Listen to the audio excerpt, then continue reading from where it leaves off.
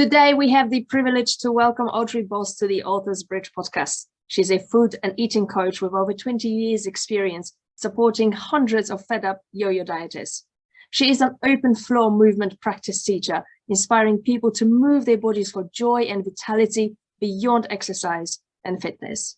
As a co-founder of Beyond Chocolate, Audrey has led hundreds of workshop hours exploring themes such as body image, finding refuge from body shaming, and weight-obsessive culture, promoting movement and creative exploration.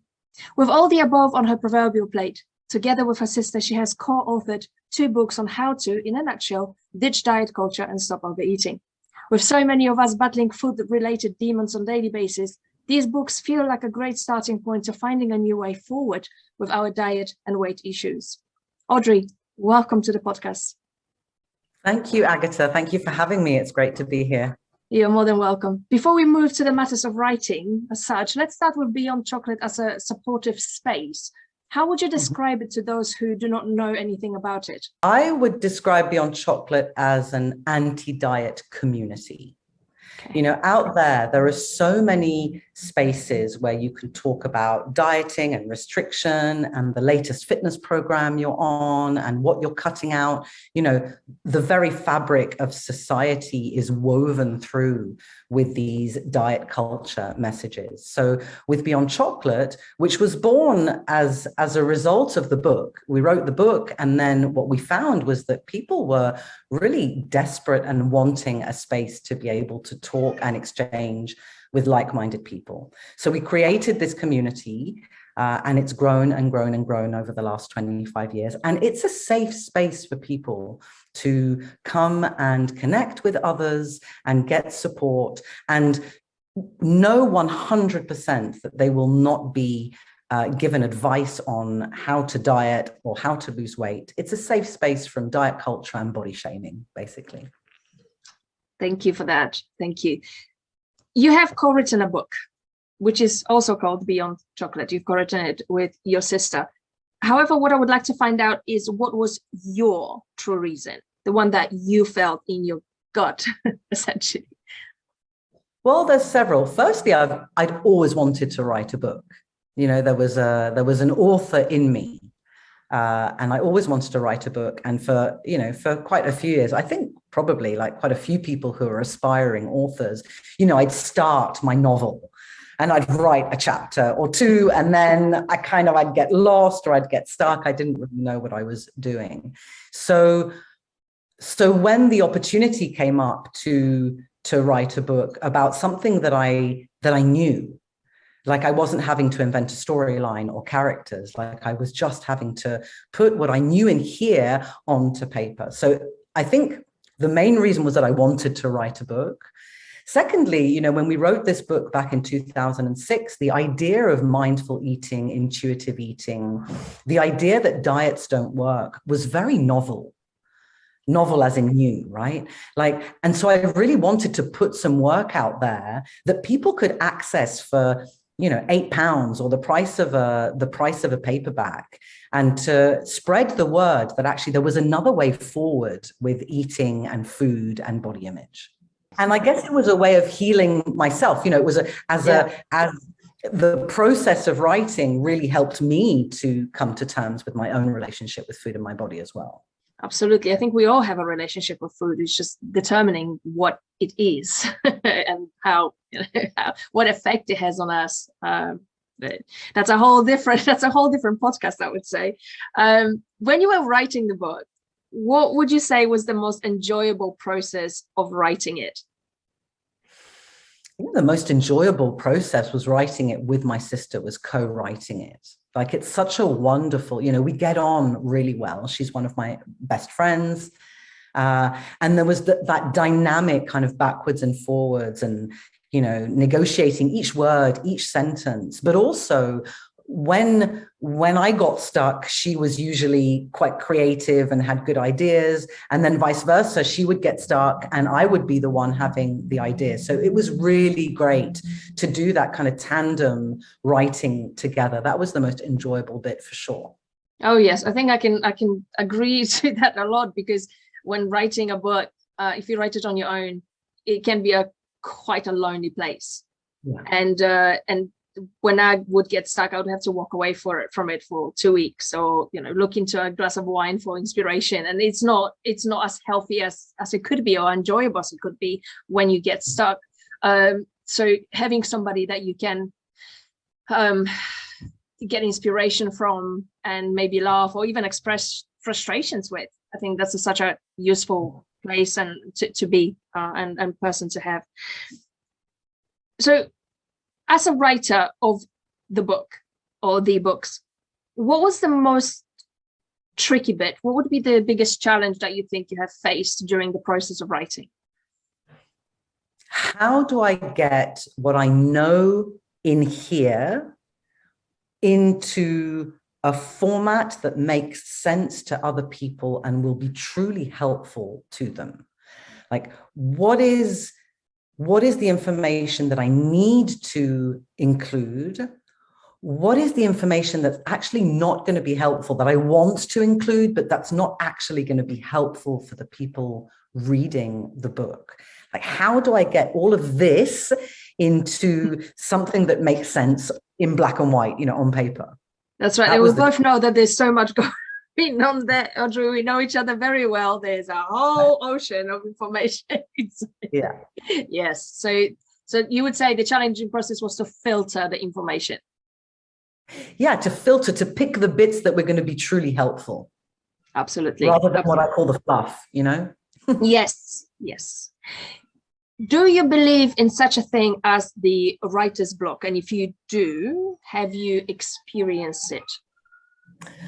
Yeah, I don't, I'm not an author. Like, this is not the job that I do every day, all day. So I don't know what it's like to produce, book after book after book. I imagine that writer's block is a real thing. At the same time, what I know is that each one of us has a different creative process. And the creative process doesn't always look like a straight line from A to B. So sometimes, certainly in my experience, in my creative process, and I know this from writing books, but also from creating programs, creating workshops, writing web pages, writing blog posts, right?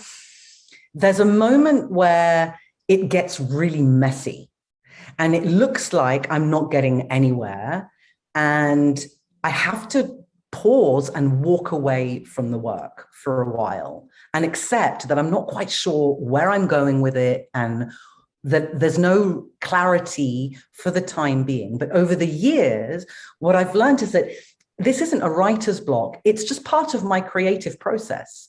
It trudges along, and then all of a sudden here it gets all kind of really messy and really ugly and really, I don't know where I'm going. And then eventually, if I stick with that, eventually I come out the other side, and then something is produced. So I'm not sure about writer's block, but I know that the creative process can get messy and isn't a steady forward, one day after the other. It's kind of straight line. Right. That makes a lot of sense, actually, to me as well. I find myself in this jumble, as you described, quite often. Really. So with regards to work, different projects, etc., and you think, what am I doing? I'm getting lost in my own thoughts. That's the thing. If we allow ourselves to get drawn into that rabbit hole of, I have writer's block, I don't know what I'm doing, oh my God, I can't do it, I can't find any ideas, I'm stuck, then we're much less likely to find our way out of that muddle. Whereas if we can really relax and accept, and it's like, okay, this is part of the creative process. Yeah. What's one small thing I can do to take the next step forward? Even if that's adding page numbers, inserting page numbers to my document, like even a tiny thing like that. Yes. One step forward. One step forward. So now you've completed the book. It's all done. Mm-hmm. It's no longer messy. How did you feel about it when it was done? And you knew with your sister that you now have completed it, the cover is done, everything is done, and you're actually holding it in your hand. What was the feeling? I think pride. Yeah, I did this. I remember receiving the box from the publisher. They sent us some, I don't know, advanced copies or whatever they're called. And just opening the box and picking up the book and having it in my hands, and just like, I did this. Also, it was an amazing feeling. That's nice. That's nice. I'm looking forward to that feeling of mine when finally my book gets published one day. Great. We know that publishing a book could be or can be an expensive process as well. So it's not just mental, but it also can hit our purse as such. What would you say was the best money that you have spent when it comes to writing the Beyond Chocolate book? Well, we got really lucky with our first book in 2006. The publishing world was very different from what it is today. And we were published by Piatkus, which is now Little Brown, and they gave us an advance. And, you know, nowadays, I think that's pretty unheard of unless you have a media profile, you know, attached, and then you don't need the money, of course, because, you know, you're already well off. But we took that advance and we invested it in, my sister and I, in going away for 10 days. We left our families, we left our cats, we left our jobs, we left all the things that get in the way of being creative and free flowing. You know, if you're having to do the laundry and make dinner and go and pick up kids from school and take the cat to the vet, it's difficult to get into that creative flow. Yes. And so I think the best thing that we did was we rented a tiny cottage somewhere in Sussex, you know, near the sea. And it wasn't fancy, it wasn't luxury, but the luxury was to have those 10 days completely to ourselves with no other responsibilities except for getting up in the morning, going for a walk, and then sitting down to work and, you know, and do the job, write the book. So I would say that was the best investment that we made, definitely. That sounds just so peaceful. For a moment, I was there with you on that coast, just writing away and going for a walk. How wonderful is that?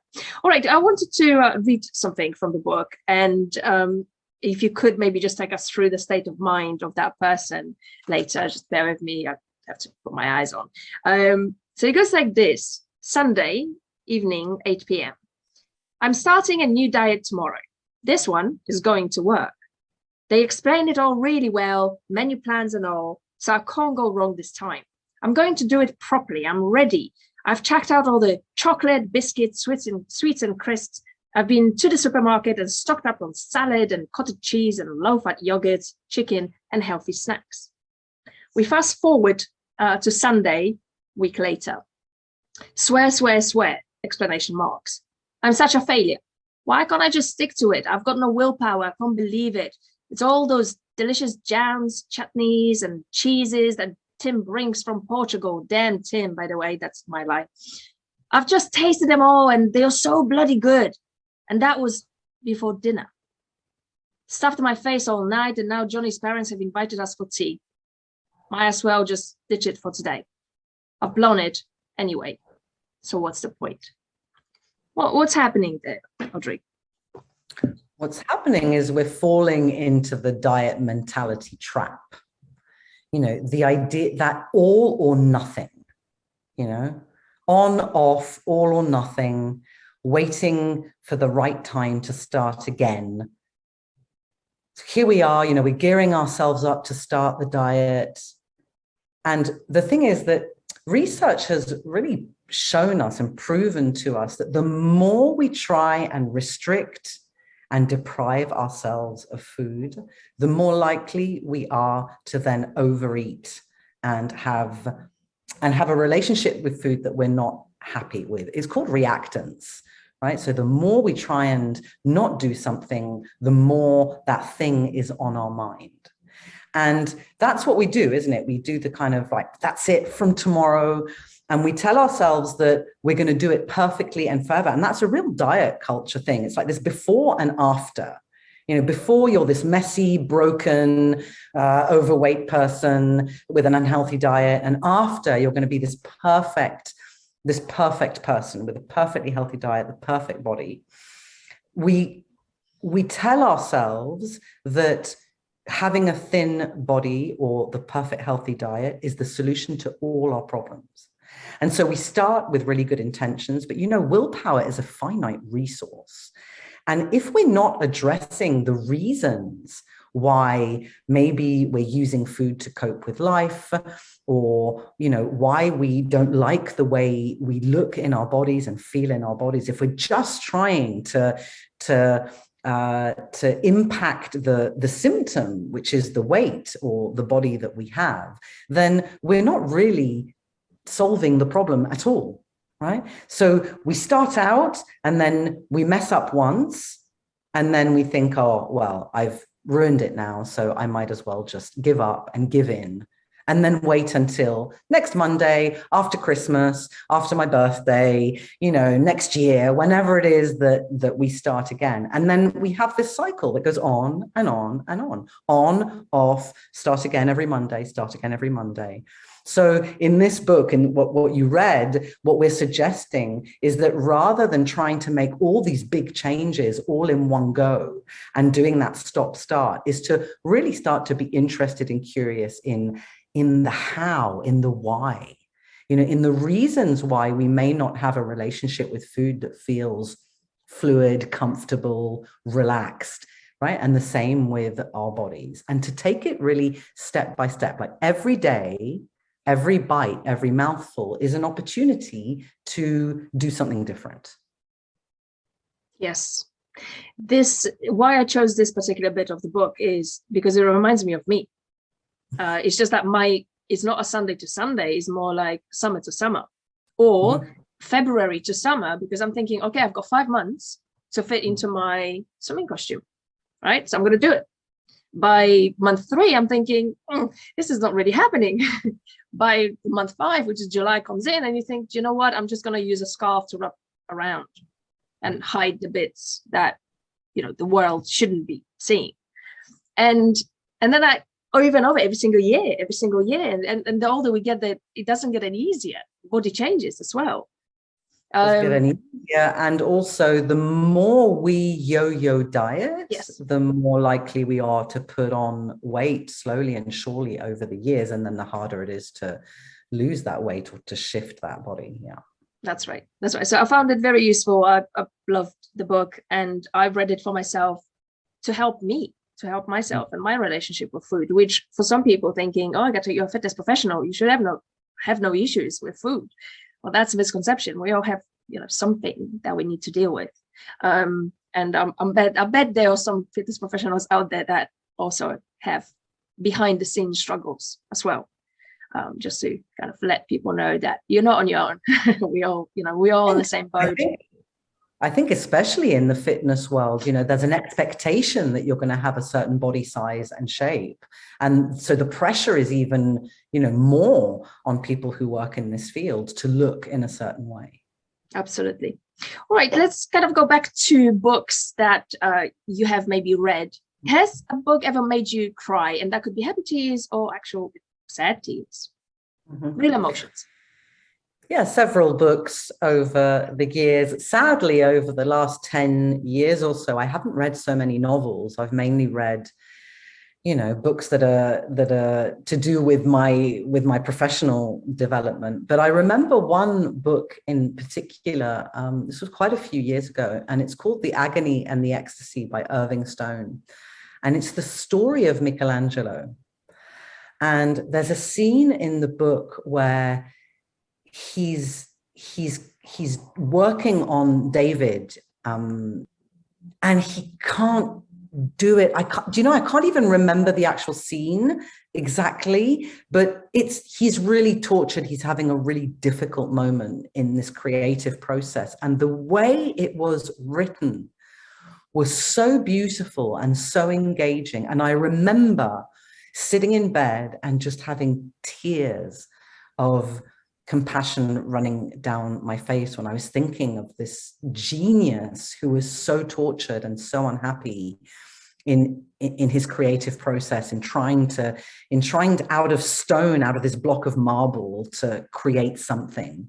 And I think it's the first time that I've actually cried as a result of reading the book, not because of something that, not because I was reading a book about, I don't know, relationships and I found myself in it. And so I was crying because it reminded me of something, but genuinely because of the power of the writing.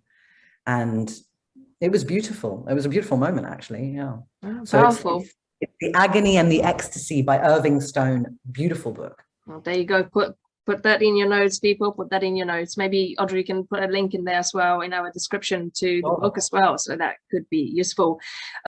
If you could tell your younger writing self anything, what would that be? Just do it. Just do it. Just start a new document on your computer, buy yourself a new notebook, and just start writing. Just don't wait for the right moment. What advice would you give to aspiring authors we know now? But what about the aspiring non-yo-yo dieters? Stop dieting. There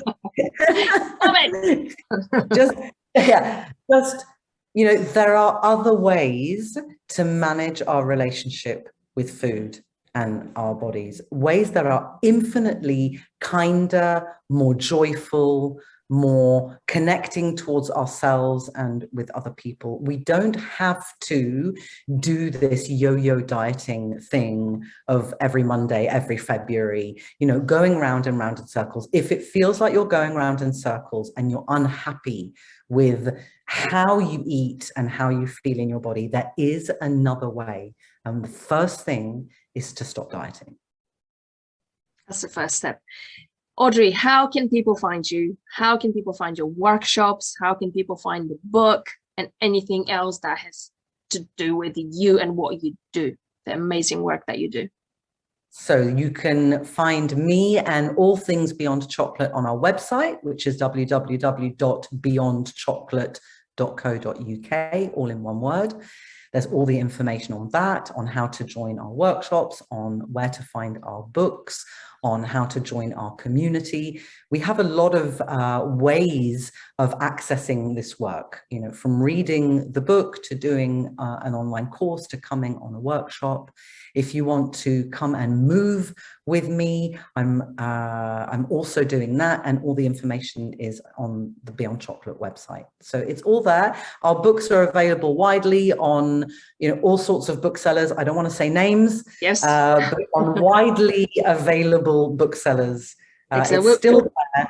It's still there, even though it was published in 2006. We keep on getting reprints. It's what the publishers called a good little back earner. So it's a back catalogue. So it means that it's a book that sells regularly over the years. So it's really easy to find it. It's called Beyond Chocolate, The Mindful Way to a Healthy Relationship with Food and Your Body. There you go. There it is. Very, very tasty cover. Thank you so much, Audrey. We'll put all the links for all the contact details and books, etc., in the description, should you be interested. Audrey, thank you so much. Thank you so much for having me. This has been great fun.